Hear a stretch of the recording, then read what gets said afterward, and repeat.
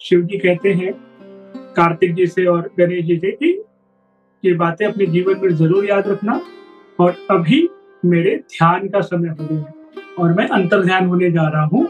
याद रहे कि मुझे ज़रा भी डिस्टर्बेंस नहीं चाहिए। आप लोग खेलो, कूदो, कैलाश के बोलते हैं ना कि गेट के बाहर जाकर खेलो, लेकिन मुझे डिस्टर्ब मत करना। है ना? क्योंकि उनके अंतर्ध्यान के पीछे भी जगत कल्याण का ही कार्य होता है और शिव बाबा ये कहकर अंतर्ध्यान हो गए। माता पार्वती भी अपने नृत्य के कार्य में लग गए और फिर कैलाश के जो सीमा है वहां पर ये दोनों तब बैठे हैं, बच्चे बाहर खेल रहे, बातें कर रहे हैं। विष्णु जी के अवतार परशुराम हम सब जानते हैं, है ना? और परशुराम जी के जो गुरु थे वो स्वयं शिव बाबा थे। तो उन्हें लगा कि मुझे शिव बाबा से मिलना है, कैलाश की ओर आ रहे हैं। द्वार पर खड़े हैं कार्तिक और गणेश जी। और ध्यान से सुनिएगा, ये कहानी सिर्फ कहानी नहीं है, जीवन के लिए समझ बनेगी अगर आप सभी ने ध्यान से सुना। इसलिए आग्रह रहेगा कि बहुत ध्यान से सुनिए। परशुराम जी को मिलना है शिव बाबा से, लेकिन शिव बाबा ने तो आदेश दिया है कि मुझे विघ्न नहीं चाहिए, जब भी मेरा ध्यान समाप्त होगा मैं आऊंगा, बात करूंगा। वही चीज कार्तिक समझाते हैं परशुराम जी को कि आप नहीं जा सकते हैं भीतर, बाबा ने ऐसे ऐसे कहा है, जब भी होगा हम आपको लेंगे, हम अभी नहीं ले सकते।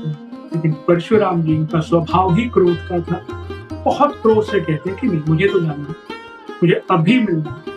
और संसार का ना सबसे ना बड़ा जो समस्या है अभी वाला, है ना, तुरंत धैर्य न होना, ये अपने आप में समस्या है। अभी चाहिए तो अभी ही मिलना है, ये इस कहानी का मूल सिद्धांत बनता है। कार्तिक समझाते हैं, फिर गणेश जी कहते हैं कि भैया मैं समझाता हूँ। अब मैं समझाता हूँ ये शब्द परशुराम जी के लिए तो बहुत बड़ा हो गया कि मैं समझाता हूँ, मतलब इतना छोटा बालक तुम मुझे समझाओगे।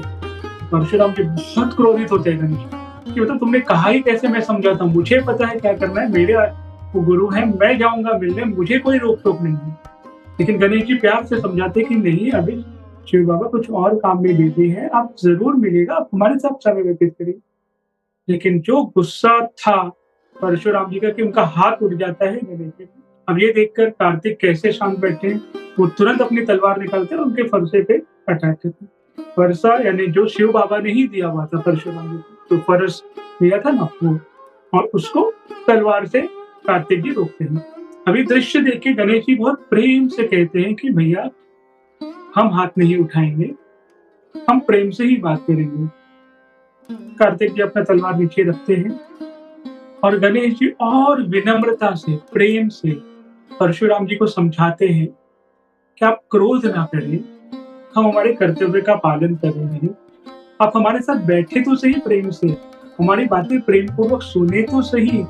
मेरे हृदय में आपके लिए प्रेम है, आप चाहे तो मुझसे गले लगकर देखो। इतना प्रेम गणेश जी दे रहे हैं। लेकिन परशुराम जी को गुस्सा आता है और अपना वो फरस फेंकते हैं गणेश जी।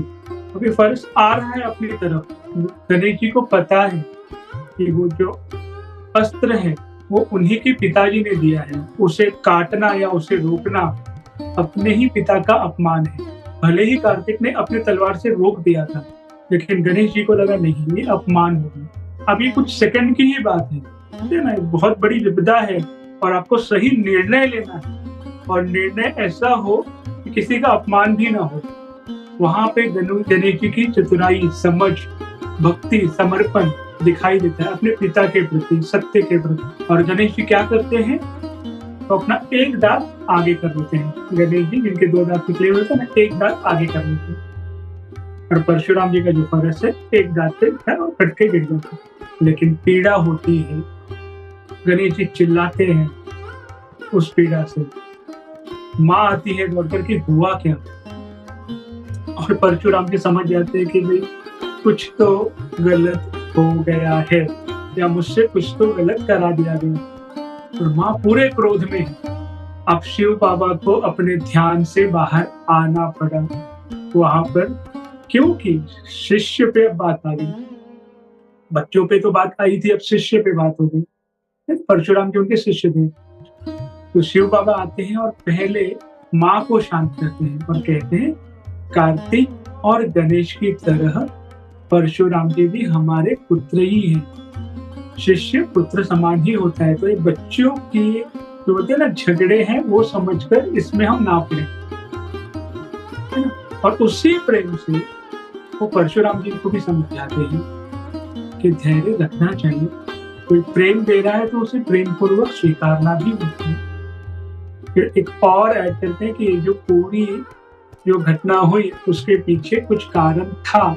जिस तरह से आप इसके इस घटना के, क्योंकि विष्णु के अवतार को सब पता होता है ना? वो केवल पात्र बनते हैं। अब इस घटना के पीछे क्या कारण था, ये हम थोड़ा और आगे सीखेंगे, समझेंगे। लेकिन गणेश जी ने जो प्रदर्शन दिखाया अपने सूझबूझ का, अपने भक्ति का, अपने समर्पण का, है ना? और पिता के प्रति जो सम्मान उस क्षण में दिखाया, वो औरों के लिए एक सीख बनी।